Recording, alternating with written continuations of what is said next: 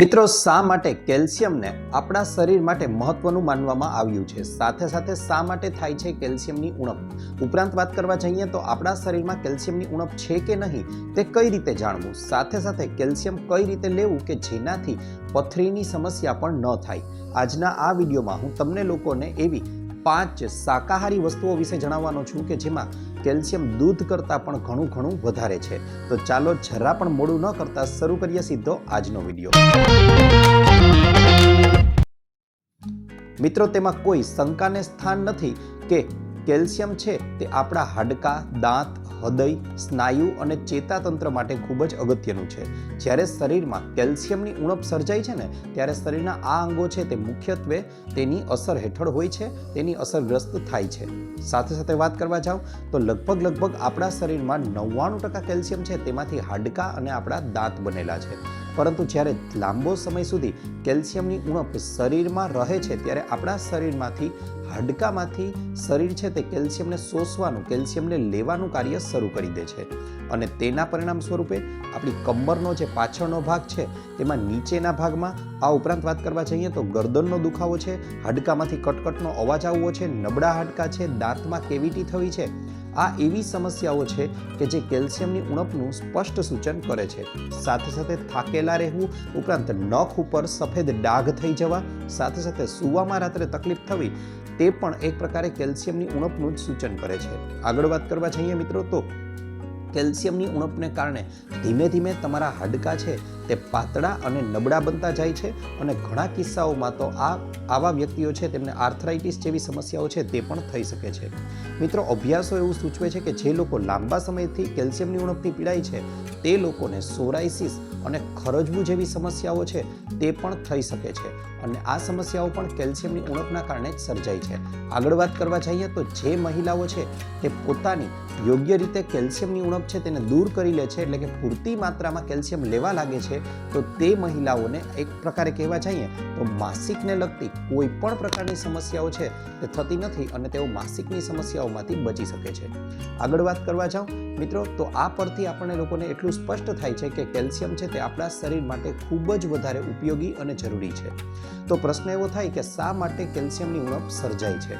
આપણે મિત્રો ખોરાક તો બધો લઈએ જ છીએ, પરંતુ તેમાંના અમુક એલિમેન્ટ એવા છે કે જે કેલ્શિયમથી ભરપૂર નથી અને તેના પરિણામ સ્વરૂપે આપણા શરીરમાં કેલ્શિયમની ઉણપ સર્જાય છે.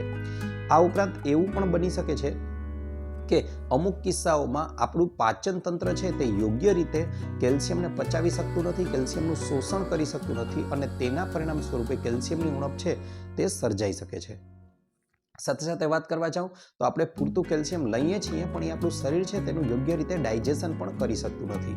આવું થાય છે ત્યારે આપણું પાચન તંત્ર પણ યોગ્ય રીતે કામ કરતું નથી. મિત્રો, આયુર્વેદ મુજબ વધારે પડતું હસ્તમૈથુન છે તે પણ કેલ્શિયમની ઉણપ સર્જી શકે છે અને લાંબા ગાળાથી જો તમે વધારે પડતું હસ્તમૈથુન કરો છો તો તેનાથી બનશે એવું કે તમારા લોકોને કોઈ દિવસ ભરપાઈ ન થઈ શકે તેવી પણ કેલ્શિયમની ઉણપ થઈ શકે છે. મિત્રો, કેલ્શિયમનું નામ છે ને એ હકીકતમાં એક લેટિન શબ્દ પણ આવેલું છે જેનું નામ છે કાલ્ક્સ અને કાલ્ક્સનો મતલબ જ થાય છે ચૂનો. જી હા મિત્રો, ચૂનો કે જેને આપણે લોકો લાઇમસ્ટોન તરીકે પણ અંગ્રેજીમાં ઓળખીએ છીએ, આ ચૂના પરથી જ કેલ્શિયમનું નામ આવેલું છે. હવે મિત્રો, કેલ્શિયમની કમીને દૂર કરવાનું કહીએ ત્યારે સામાન્ય રીતે આપણા લોકોના મગજમાં દૂધ આવે છે, પરંતુ આજકાલના આધુનિક યુગમાં તમને લોકોને ખ્યાલ છે કે દૂધની ક્વોલિટી છે તે જેટલી હોવી જોઈએ તેટલી સારી નથી અને તેના પરિણામ સ્વરૂપે તમે આવું દૂધ પીશો તો તેનાથી તમને ગેસ છે, એસિડિટી છે અને ડાયેરિયા જેવી સમસ્યાઓ થઈ શકે છે. તો તેના અથવામાં એવી કઈ વસ્તુઓ લેવી કે જેમાં દૂધ કરતાં પણ વધારે માત્રામાં કેલ્શિયમ મળી આવે છે અને તેને લેવાથી આપણા શરીરની કેલ્શિયમની જરૂરિયાત છે તેને પૂરી કરી શકાય છે.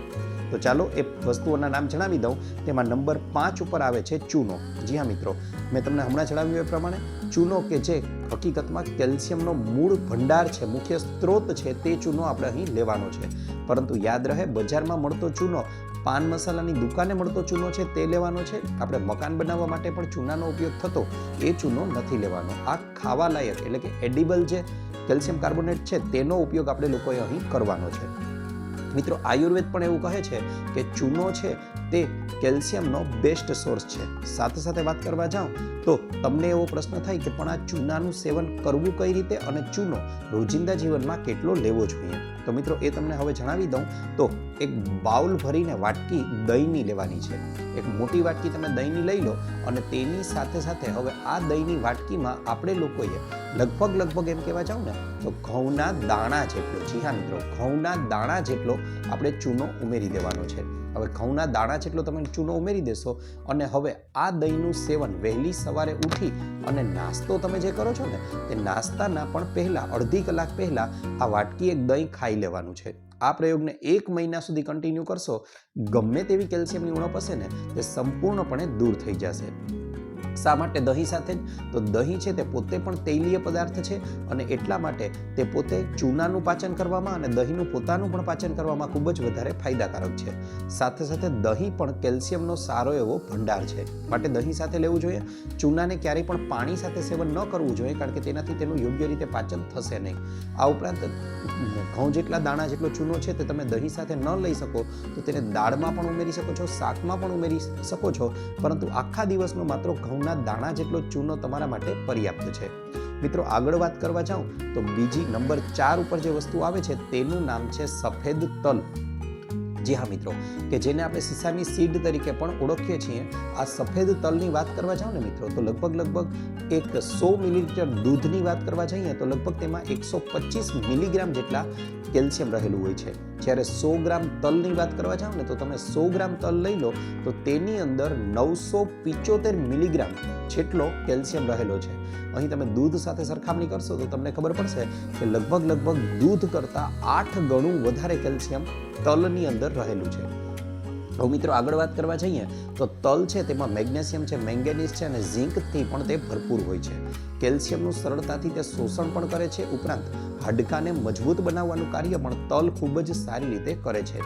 સાથે સાથે વાત કરવા જઈએ તો અભ્યાસો સૂચવે છે કે ઘૂંટણના દુખાવાવાળા 2 જૂથ બનાવવામાં આવ્યા હતા. હવે એ બંને જૂથને તેમની મેડિસિન એટલે કે દવાઓ તો આપવામાં જ આવી, પણ તેની સાથે સાથે બીજા જૂથને તલનું પણ સેવન કરાવવામાં આવ્યું. તો થોડા સમય પછી અભ્યાસ કરવામાં આવ્યો તો ખ્યાલ આવ્યો કે લગભગ બીજું જૂથ કે જેને તલ આપવામાં આવ્યા હતા તેમનામાં જે ઘૂંટણના દુખાવાની શક્યતાઓ હતી તેમાં 67% જેટલો ઘટાડો નોંધાયો હતો વધારે.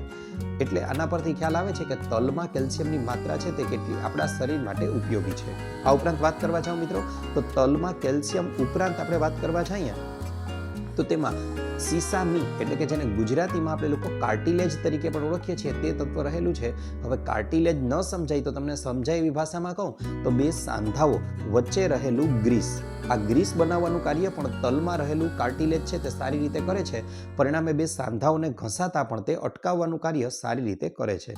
ઉપરાંત હવે અત્યારે શિયાળો ચાલી રહ્યો છે અને શિયાળામાં તલની ચીકી છે, તલના લાડુ છે, તેને ખાવાથી આપણા શરીરમાં ગમે તેવી કેલ્શિયમની ઉણપ હશે તેને સંપૂર્ણપણે દૂર કરી શકાય છે. ઉપરાંત તલના તેલથી મસાજ કરી અને ત્યારબાદ સૂર્યપ્રકાશમાં આપણે રહેવામાં આવે તો તેનાથી પણ આપણા શરીરને વિટામિન ડી પણ સારી એવી માત્રામાં મળી આવે છે, જે પણ કેલ્શિયમના એબ્સોર્પ્શન માટે એટલે કે શોષણ માટે ખૂબ જ જવાબદાર એક વસ્તુ છે. મિત્રો વાત કરવા જઈએ આગળની વસ્તુની નંબર 3 ઉપર આવે છે કળથી. જી હા મિત્રો, કદાચ આ ભૂલાતું જતું એક અનાજ છે, એક દાળ છે કે જેને આજકાલ બધા લોકો ઓળખતા નથી.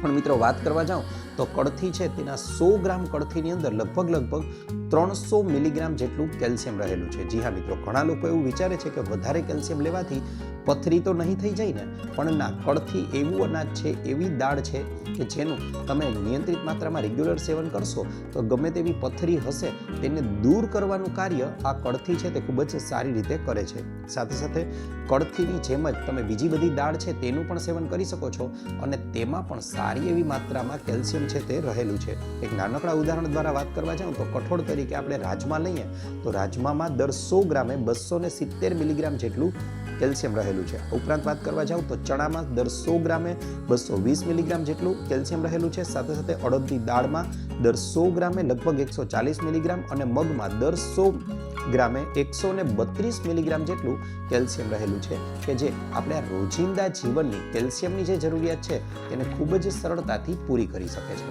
આગળ વાત કરવા જઈએ મિત્રો તો કળથીની દાળ છે તેની સાથે સાથે અન્ય દાળો મેં છે તમને હમણાં જણાવી એ બધી જ દાળનું નિયમિત રીતે સેવન કરવામાં આવે તો કેલ્શિયમની કમી છે તે ક્યારેય થશે જ નહીં. નંબર 2 ઉપર જે વસ્તુને રાખવામાં આવી છે તેને કહેવામાં આવે છે રાગી. ગુજરાતના અમુક પ્રદેશોમાં આને નાગલી તરીકે પણ ઓળખવામાં આવે છે. મિત્રો ઉદાહરણ એક નાનકડા આ વસ્તુથી આપું તમને તો 100 ગ્રામ ઘઉં તમે જ્યારે ખાઓ છો ને ત્યારે તેમાં માત્ર 34 મિલીગ્રામ કેલ્શિયમ હોય છે. 100 ગ્રામ રાગી 100 ગ્રામ તમે ભાત ખાઓ છો તો તેમાં માત્ર 10 મિલીગ્રામ કેલ્શિયમ હોય છે, પણ 100 ગ્રામ રાગીનો લોટ છે તેનું તમે સેવન કરશો ને તો તેમાં લગભગ 330 મિલીગ્રામ જેટલું કેલ્શિયમ રહેલું છે. આ ઉપરાંત રાગીમાં સારી એવી માત્રામાં પોટેશિયમ રહેલું હોવાને કારણે તે તમારા બ્લડ પ્રેશરને પણ કંટ્રોલમાં રાખે છે, નિયંત્રણમાં રાખે છે. ઉપરાંત વાત કરવા જાઉં તો રાગી છે તેમાં ભરપૂર માત્રામાં આયરન હોવાથી આયુર્વેદિક રીતે પણ તેને એક ભરપૂર એલિમેન્ટ માનવામાં આવ્યું છે આપણા લોહીનો વધારો કરવા માટેનું પણ. સાથે સાથે વાત કરવા જાઉં તો રાગીની રોટલી છે, થેપલા છે, પૂરી છે તે પણ તમે બનાવી શકો છો.